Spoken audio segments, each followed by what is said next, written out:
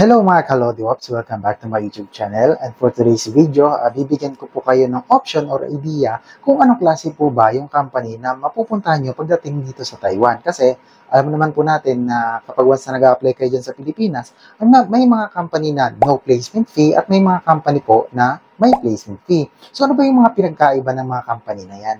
Kaya kung interested ka, idol, watch this video until the end. Ako nga pala si Ram, and you're watching Ram's Diary. Yeah!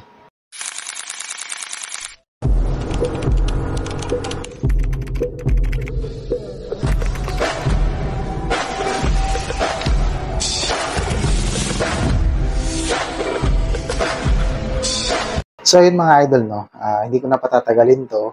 Kumausap ako ng kakilala ko na nagtatrabaho dito sa Taiwan na under sila ng company na no placement fee kasi sa company ko pa lang may placement fee na. So ako na yung magre-represent sa company na may placement fee. So kumausap ako ng dalawang kaibigan ko na under siya ng Walsin at under po siya ng Inulac. So itong dalawang company na po ito, medyo matunog po to pagdating sa Taiwan. Kahit naman dyan sa Pilipinas, madalas na hiring talaga to or lagi naman talaga hiring yung company na Inulac tsaka Walsin. So ngayon, bibigyan ko kayo ng comparison. For Walsin, pagdating naman po sa trabaho nila, ang pinaka-maximum na overtime po sa kanila is 4 hours. So, bali ang lumalabas per day, ang duty nila is 12 hours po talaga yun. So, paldo-paldo sa OT yun.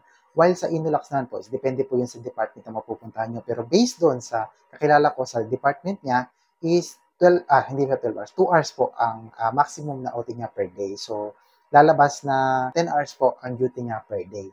Kasi kadalasan or karamihan sa mga aplikante dyan sa Pilipinas, kahit naman ako nung bago pa lang, naghahanap talaga ako ng OT kasi syempre, bayad utang, di ba? Laki kaya ng lending natin. Pagdating naman po sa trabaho, yung sa Walsin po is, ang sabi niya, ang hinahandle niya po na machine is nasa around 8 to 9 na machines ang hinahandle niya. So kapag once na nagka-problem daw po talaga yung machine, ayun, nauurat po talaga siya pagdating sa trabaho, hindi siya makaidlip. Minsan nawawala daw yung antok niya kasi syempre pag nagkaroon ng problema yung machine, mauurat ka talaga, matataranta ka, di ba? While dito naman sa Inulax, yung trabaho niya is paupo-upo lang, ganda lang, di ba? Hinayo pakihindot na yan. So nakaupo lang po sila magdamag. So hindi ko na lang i-disclose kung ano yung ginagawa nila sa trabaho. Basta yun lang po yung sinasabi na. Kasi syempre hindi naman po lahat kailangan sabihin kasi bawal din kasi yun. Pagdating naman po dito sa bonuses or mga allowances sa food, for example, sa food allowance po, sa Walsin po is meron po silang 500 na food allowance per month. So, napakalit yun, parang hindi yata kasya yun. Kung sa akin, hindi kasya yun. While dito naman sa Inulac is wala po silang food allowance. And also sa bonuses, kapag once na Mother's Day, yung may mga ganong klase pa rin dito. Sa Walsin, nakaka-receive lang sila ng gift check or 200 NT. Yun po yung base sa sinasabi ng kakilala ko na nagtatrabaho sa Walsin. And while sa Inulac, wala.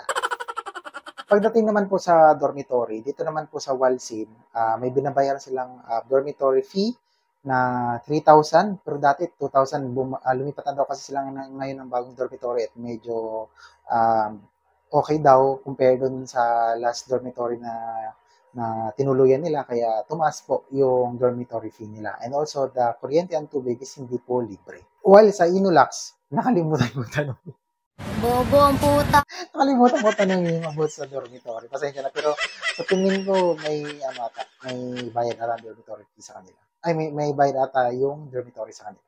Pagdating naman po sa sahod, okay? So, pagdating po sa sahod, yung kakilala ko sa Walsin is maabot siya na 80,000 pesos na yun ha, gross. Kasi marami pa kasing kaltas, may kanakaltas pa sila sa tax, pero yung tax naman kasi is nagkakaroon din naman ho ng tax refund, kaya nakukuha pa rin naman yun yearly. So yun, bali yun na yung pinaka-ipon mo dito. Pero pag once na sumasahod ka ng ganyan kalaki, grabe na po yung OT. Parang masasawa ka rin, baka bumagsak yung katawan mo. While sa Inulac naman po is tama lang, is mga nasa magkano ba yung kinikita nila kapag kinonvert into peso? I think mga nasa 60, 50, 60 nga, mga ganun po. While dito naman po sa mga company na may placement fee, based doon sa mga pinagtanungan ko, and also doon din sa kasi meron silang mga kaibigan na deploy sa mga company na may placement fee, sinasabi po talaga, or marami po talaga nagsasabi na good yung good po yung company na may placement fee. Kagaya sa amin. Kasi yung una sa lahat, yung dormitory. Libre po yung dormitory sa amin. Wala rin po kami binabayarang kuryente, tubig. At pagdating po sa food allowance, meron po kami. Actually, sobra-sobra pa nga. Kapag once po na hindi namin na-consume yung food allowance namin, is sinasabay na po yun sa sahod. So, binabalik po sa amin yun. So, hindi ko lang ho i-disclose kung magkano. Basta kahit pa paano malaki po. And also naman dito po sa pagdating sa trabaho, depende rin po sa department na mapupuntahan nyo kung paldo-paldo pa rin po sa OT or hindi. So, magdedepende po yan sa department. Hindi naman po ibig sabihin na kapag once na ang company is paldo-paldo sa OT, automatic na pagpunta nyo dito, ini-expect nyo na malaki talaga or marami kayong OT-hin. So, hindi po. Depende po talaga yan sa department. And also po, no, kapag once na no placement fee po yung company nyo, pagdating sa trabaho, hindi po talaga ganun siya kahirap. Okay? Parang lang po, mas mahirap pa nga yung nagiging trabaho dyan sa Pilipinas compared dito Kasi tinuturuan naman po tayo bago tayo i-deploy talaga sa department kung saan tayo ma-assign. And also, hindi naman tayo pagbabayaan.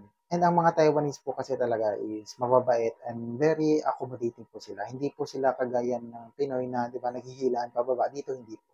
So ayun, hopefully nakatulong ng video na to, and don't forget to hit the subscribe, pa-like, and click the notification bell para ma-notify kayo sa mga upcoming videos ko. Ingat at kita-kita tayo dito sa Taiwan.